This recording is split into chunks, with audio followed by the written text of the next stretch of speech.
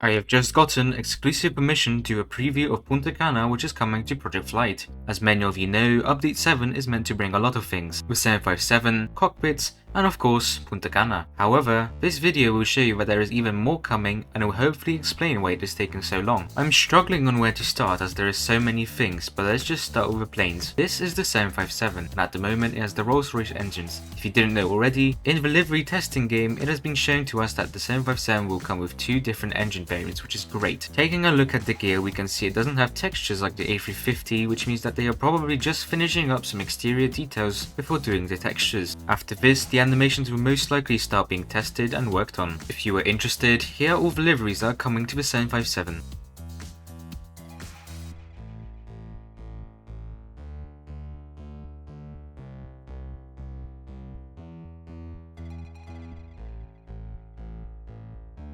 Near the 757 we can see the 737 with the cockpit actually visible from the outside. This could mean that it will be like ptfs where you can see the cabin. Inside you can see that they are testing flood lighting as well as reflections, as you can see the flight management computer shining. Another thing I noticed was that the screens were dark, which could mean that we will be able to have a cold and dark cockpit, which hints the possibility of a battery switch to us. This is something I've wanted for a long time, as it is a nice feeling when everything starts turning on in sequence in the cockpit. Some Easter eggs include this one on the pedestal which says this cockpit is made by Coco Coolman, and this other Easter egg near the oxygen mask which says hello. This texture might be a bit too low res to read, but hi, it's me Coco, I'm the developer of this cockpit lol. This is a trend we will see later on around the airport. Punta Cana is still being worked on actively, so do not think that this is a final version. As you can see, most of the airport is completed, but there are still things missing such as signs, vegetation, surrounding buildings and more. As you can see, the majority of the terminal is textured and the ground has holes and it is missing a lot of things. This is still however good progress, so do not get disappointed. Instantly you can see this effect which shows the interior. This is called a parallax effect and it is most likely getting added to more airports. When you head to the front of the terminal you can see an empty space. They are probably working on the interior for the front too. You can see the detail they are putting for the entrance alone, as you have all these crossings and even the speed bumps, as well as a lot of things everywhere such as solar panels, air conditioning vents and more. As you can see, there are quite a few jetways. We can expect this to work like the jetways in Flightline where by pressing J they come to you.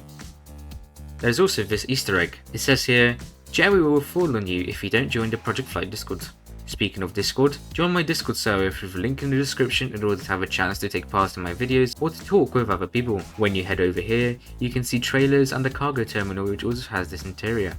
We can probably expect to see more buildings around the airports with these kind of interiors. You will be able to spawn any aircraft here thanks to the long runways and to the lots of various gates around the airport. We can also expect to see some hints at ground crew, since there are some quite visible tunnels located around the airport which are there so that people don't have to go all this way around. The airport has two runways and these will be the longest runways in the game. This will be one of the 3 airports added to the new island and it will be the biggest one of them too. The island will be located southwest of the United Kingdom and west of Gran Canaria. Now, as many of you probably know, summer is rapidly approaching, which also means that it is the end of year exam period. A lot of the developers are currently studying for those exams and they didn't have time to be spending on Project Flight. Kurdish has even been working on Project Flight whilst at college, so you really can't be asking them for to speed up. Currently the estimated release date is late April or early May, which was set by Tristan. This is not confirmed however and could change. Scripting will probably take the longest, as the 757, jetways and possibly a few other things on the 737 cockpit are left to be scripted. The 757 will be things such as gears, flaps or spoilers, which shouldn't take long as it's a couple things. Jetways will be moving to the plane and attaching. This will be difficult as we will be parking in different places. For example, if you stop early, the gate will have to move further, and if you move close to the gate, you will have to somehow try to connect. The developers will have to find a way to make it work and make sure it doesn't break. The last two things are the airport environment and the whole island in general. As you probably saw, it is very empty. Trees, buildings and a few more airports will be getting added to the island, and even things like roads will be spanning the island from east to west. This will take a while and it is hard to say if they will manage to finish the game in time for May. The Project Flight team is quite small and they have quite a lot to do, so for now all we can do is wait and let them do their job in peace. Spam pinging them will not hurry them up, but rather annoy them, so don't do that either. For now, that's all I have to show you. I hope you enjoyed this exclusive preview at the things coming to Update 7. Thank you very much for watching, see you soon.